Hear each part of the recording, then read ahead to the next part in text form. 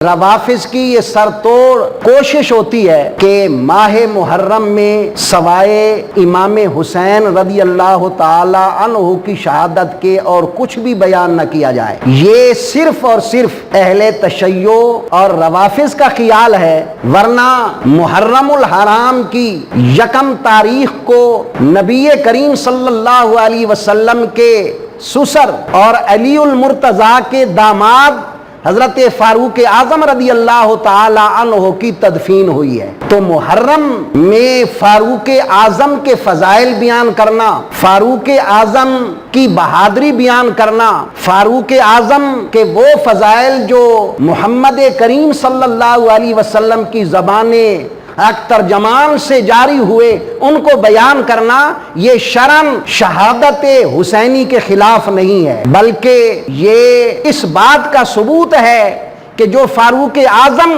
की फजीलत और शहादत बयान करेगा, गोया ये मजहब रखता है कि हमारी एक आंख सहाबा कराम है तो दूसरी आंख अहले बैत उज़ाम है।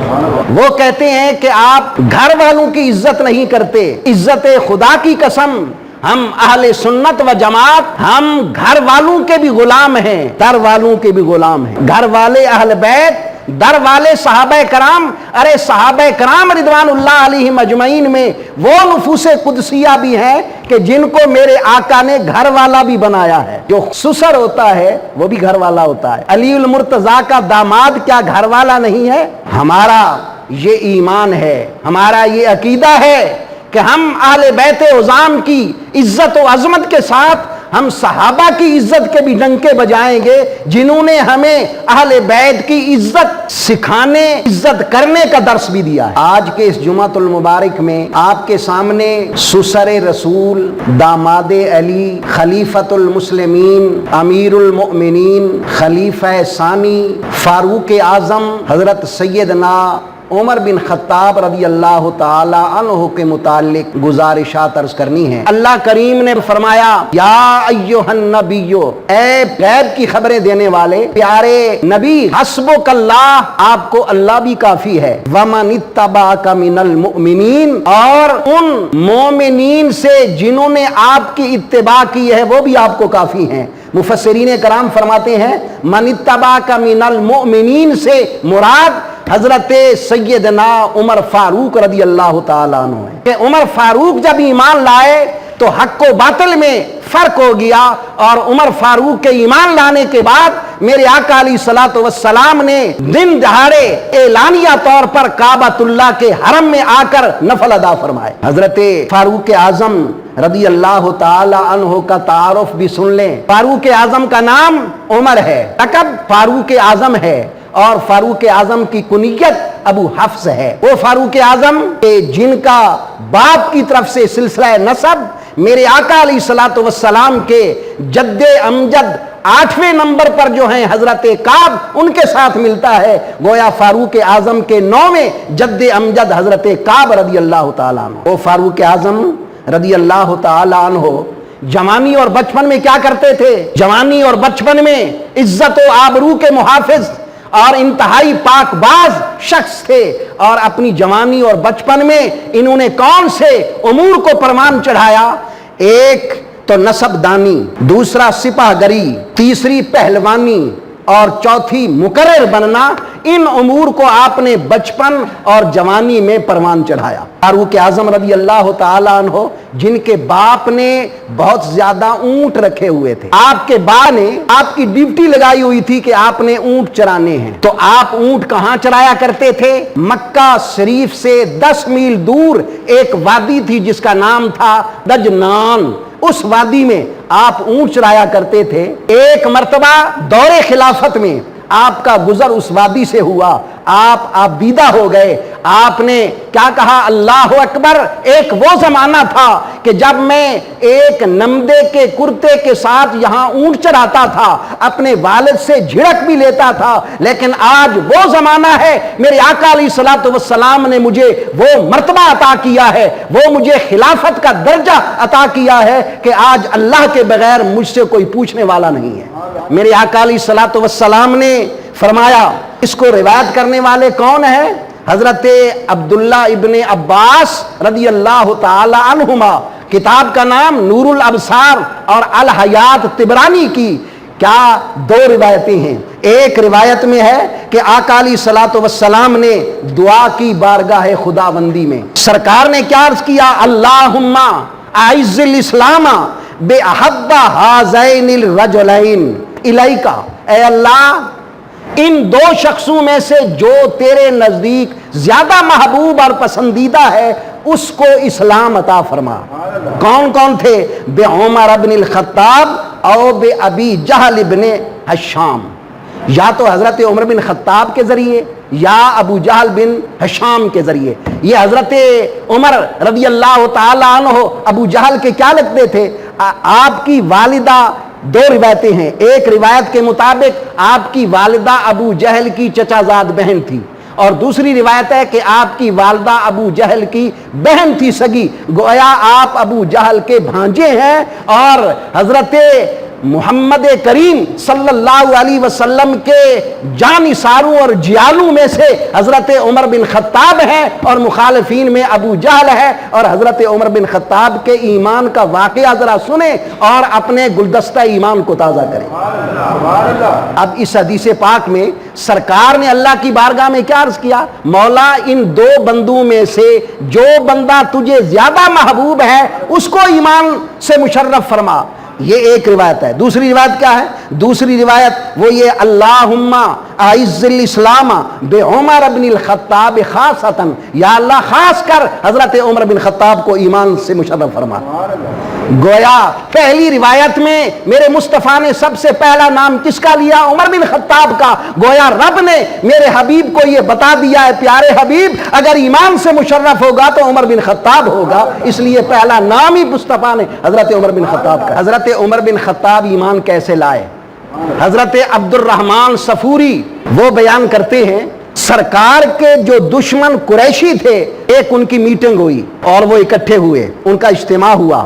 انہوں نے کہا کون ہے جو محمد کریم صلی اللہ علیہ وسلم کا سر تن سے جدا کرے گا؟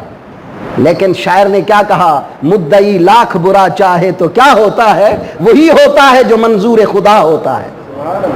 اب وہ تو سوچ رہے ہیں سر لانے کا، لیکن رب کائنات بھی یہ فرما رہا ہے ارے جو سر لینے جائے گا سر دے کے آئے گا۔ حضرت عمر اٹھے، انہوں نے کہا کہ میں محمد کو قتل کر کے آؤں گا۔ سب نے کہا بالکل ٹھیک ہے، یہ انتخاب بڑا اچھا ہے۔ حضرت عمر اٹھے، ہاتھ میں تلوار لی، اور تلوار بھی بے نیام ہے، لے کے جا رہے ہیں، غصے سے چہرہ سرخ ہے۔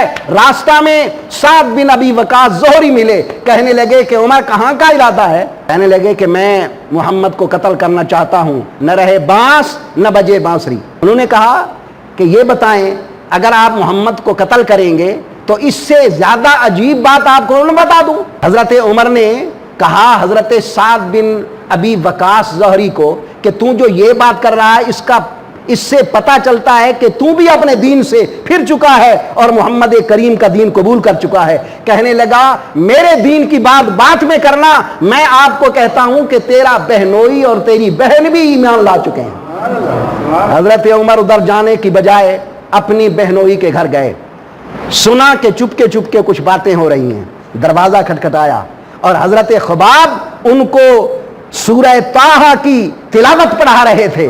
جب انہوں نے سنا حضرت عمر آ گئے ہیں، وہ چھپ گئے اور وہ بھی خاموش ہو گئے۔ اندر آئے، کیا کر رہے تھے؟ بس ویسے باتیں کر رہے تھے۔ نہیں، میں نے سنا ہے کہ تم ایمان لا چکے ہو۔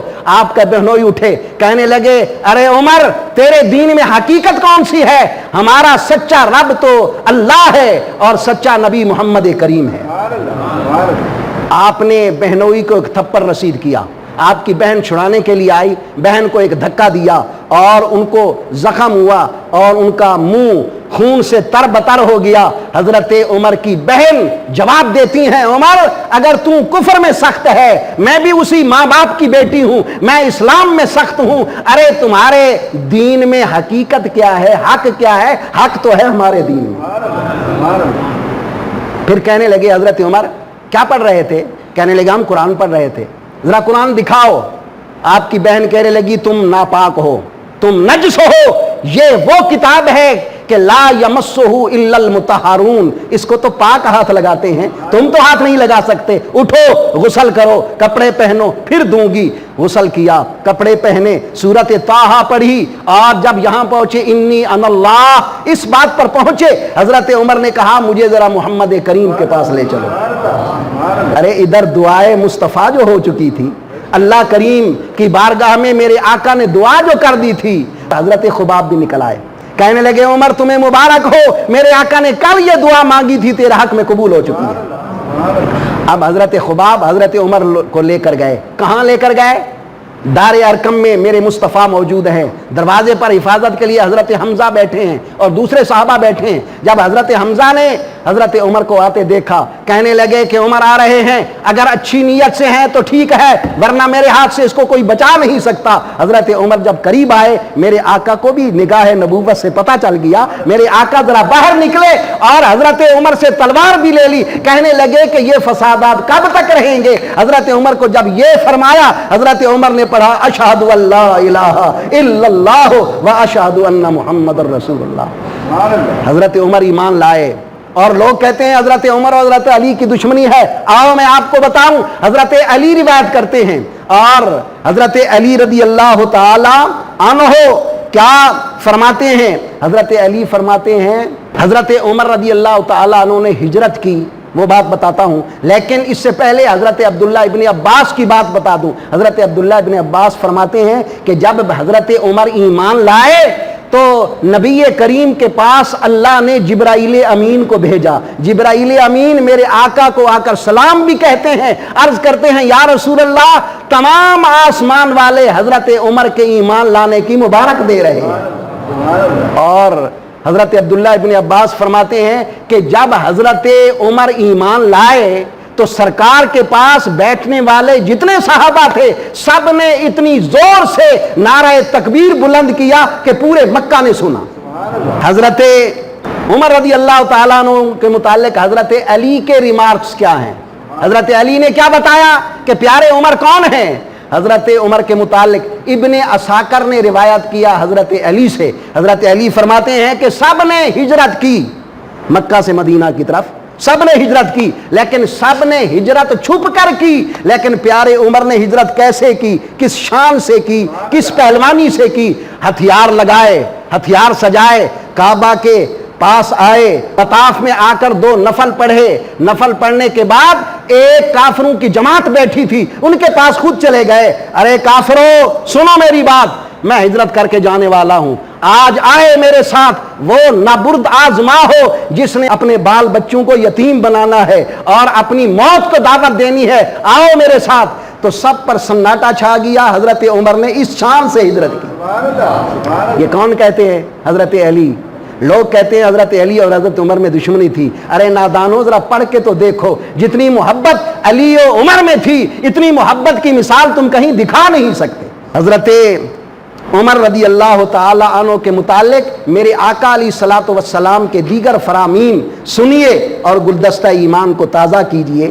حضرت محمد کریم صلی اللہ علیہ وسلم نے فرمایا کہ ان اللہ جعل الحق علی لسان عمر و قلبہ، کہ اللہ نے حضرت عمر کے دل اور زبان پر حق کو جاری کر دیا ہے۔ یہ کس کی، کس کتاب کی حدیث ہے؟ ترمذی شریف کی حدیث پاک۔ اور ذرا آئیے ابو داؤد شریف کی حدیث پاک بھی سنیے، حضرت ابو ذر روایت کرتے ہیں، فرماتے ہیں کہ ان اللہ وضع الحق علی لسان عمر یقول بہ، کہ اللہ نے حضرت عمر کی زبان پر حق رکھ دیا ہے جس کے ذریعے وہ بولتے ہیں۔ اور حدیث پاک سنیے، میرے آقا علیہ الصلوۃ والسلام نے فرمایا کہ اے میرے غلاموں سنو، لو کان بعدی نبی لکان عمر، اگر میرے بعد کوئی نبی آنا ہوتا حضرت عمر نبی بن کر آتے۔ تو دیکھیں حضرت عمر کی فضیلت آقا علیہ الصلوۃ والسلام کس درجے کی بیان کر رہے ہیں کہ اگر میرے بعد کوئی نبی آنا ہوتا حضرت عمر نبی بن کے آتے، میں تو خاتم النبیین ہوں، میرے بعد کوئی نبی نہیں آئے گا۔ ابن عساکر نے حضرت عبداللہ ابن عباس رضی اللہ تعالی عنہما سے روایت کیا ہے، ترمذی میں ہے، سیدہ عائشہ صدیقہ رضی اللہ تعالی عنہا سے روایت ہے کہ سرکار علیہ الصلوۃ والسلام نے فرمایا کیا انی लअनज़ुरु इला शयातीनिल जिन्न वल इंसे कद फर्रू मिन उमर रदियल्लाहु अन्हु। आका अलैहिस्सलातु वस्सलाम फरमाते हैं कि मैं देख रहा हूं कि जिन्नों के शैतान और इंसानों के शैतान ये सारे के सारे हजरत उमर से भाग रहे हैं। हजरत उमर के सामने आने की ताब भी नहीं ला सकते। मालूम हुआ जो उमर की मोहब्बत दिल में रखता है वो सही इंसान है। एक और हदीस पाक भी सुनिए, तिबरानी ने नकल किया है, एक बड़ी अजीब बात है, सुनेंगे इंशाअल्लाह गुलदस्ता ईमान ताज़ा होगा। तिबरानी ने रिवायत किया है, हजरत अब्दुल्ला इब्ने सलाम ने हजरत उमर के बेटे हजरत अब्दुल्ला से कहा। हजरत अब्दुल्ला इब्ने सलाम कौन है? अहले किताब के आलिम थे, तौरात के आलिम थे, वो मेरे आका पर ईमान लाए। हजरत अब्दुल्ला इब्ने सलाम वो हजरत उमर के बेटे हजरत अब्दुल्ला से कहते हैं क्या, यबना कुफल जहन्नम, ए जहन्नम के ताले के बेटे। तो जाहिरी तौर पर उनको बड़ा महसूस हुआ। उन्होंने जाकर हजरत उमर से अर्ज किया, अब्बा आज मुझे हजरत अब्दुल्ला इब्ने सलाम ने यह बात कही है। हजरत उमर ने हजरत अब्दुल्ला इब्ने सलाम से पूछा, अरे आपने ये मुझे क्यों कहा, कुफले जहन्नम क्यों कहा? हजरत अब्दुल्ला इब्ने सलाम जो बात कहते हैं जरा सुने और गुलदस्ता ईमान ताज़ा करें। ए प्यारे उमर, मैंने अपने माँ बाप और अपने आबाओ अजदाद से सुना है, उनको हजरत मूसा अलैहिस्सलाम ने बताया है। हजरत मूसा अलैहिस्सलाम ने क्या फरमाया कि जिब्राइल अमीन मेरे पास आए और उन्होंने कहा कि सरकार की उम्मत में एक आदमी होगा जिसका नाम होगा उमर बिन खत्ताब, और वो जहन्नम के दरवाजे का वो ताला होंगे। जब तक वो उम्मत में रहेंगे जहन्नम बंद रहेगी, जब वो इंतकाल कर जाएंगे जहन्नम का दरवाजा खुल जाएगा। मालूम हुआ कि ये हजरत उमर की फजीलत सिर्फ कुरान पाक में नहीं बल्कि तौरात में भी मौजूद है। हजारों साल पहले आपकी इस फजीलत का और आपके नाम का भी ऐलान हुआ कि हजरत उमर वो हस्ती हैं कि जब तक दुनिया में रहेंगे, उम्मत मुस्तफ़ी में रहेंगे, जहन्नम का दरवाजा बंद रहेगा। क्या मतलब? यानी फसादात खत्म होंगे, फसादात नहीं होंगे बल्कि इस्लाम का बोल बाला होगा, फतूहात होंगी और फतूहात में मुसलमानों को बड़ी इज्जत और अजमत और फौकियत हासिल होगी। हजरत उमर बिन खत्ताब कौन है कि जिनके दौरे खिलाफत में ईरान फतह हुआ और ईरान का बादशाह यज़्दगर्द उसकी बेटी शहरबानो कैदी होकर आई। और हजरत उमर के कितने बेटे थे? हजरत आसिम, हजरत अब्दुल्ला, हजरत Abdurrahman Asghar, Abdurrahman Akbar, Abdurrahman औसत, और ये बेटे सारे थे। तो क्या हजरत उमर अपने बेटे के लिए उस शहजादी को कबूल नहीं कर सकते थे? देखो, सुनो, और हजरत उमर की मोहब्बत देखो अहल बैत के साथ। ये शहजादी, ये बादशाह की बेटी जिसका लिबास क्या था, हीरे जवाहरात जुड़े हुए थे, जिसके गले में चांदी और सोने के जेवरात थे, अपने बेटे के लिए नहीं किया बल्कि इमाम हुसैन के निकाह में दे दी। लोग कहते हैं हजरत उमर ने बाग फदक नहीं दिया। खुदा की कसम, उन नादानों से पूछो, बाग फदक तो मामूली कीमत का था। ये जो हीरे जवाहरात हजरत शहरमानों के लिबास के साथ जुड़े हुए थे और चांदी और सोने के जेवरात थे, ये इतने कीमती थे, कई बाग फदक इससे खरीदे जा सकते थे। इतने कीमती जवाहरात वाली और इतनी शहजादी वो तो अहल बैत को दे रहे हैं, क्या बाग फदक उससे वो ज्यादा बेहतरीन था? नहीं, बल्कि बाग फदक के मामला में आपने मेरे मुस्तफ़ा के फरमान पर अमल किया कि नहनु माशरुल अंबिया ला नारिसु वला नूरिसु, कि हम अंबिया का गिरोह ना तो दिरहम और दीनार विरासत में छोड़ते हैं ना किसी को देते हैं, हमारी विरासत इल्म है। इन पर सहाबा ने अमल किया। वैसे सहाबा के दिल में अहल बैत की तुमसे ज्यादा मोहब्बत थी। हजरत शहरबानो इमाम हुसैन के निकाह में आई और उनसे कौन पैदा हुए? हजरत ज़ैनुल आबिदीन। हजरत ज़ैनुल आबिदीन कौन है? जिनकी नस्ल से हजरत इमाम हुसैन की नस्ल चली। और ये तमाम सादात किस औरत के बतने अतर से हैं? जिस औरत को हजरत उमर बिन खत्ताब ने इमाम आली मकाम के लिए अता किया। और वैसे तो हजरत अली अकबर भी थे, امام حسین کہہ دیتے علی اکبر آپ نہ جائیں، آپ سے میری نسل جاری ہونی ہے۔ زین العابدین کو اگرچہ بیمار تھے لیکن ان سے زیادہ جنگ کر سکتے تھے دوسرے دشمنوں سے، لیکن امام عالی مقام کو بھی پتا تھا امام زین العابدین یہ شہر بانو کے وطن سے ہیں اور ان سے میری نسل چلے گی، لوگ میری نسل کے ساتھ ساتھ حضرت عمر بن خطاب کو بھی یاد کرتے رہیں گے۔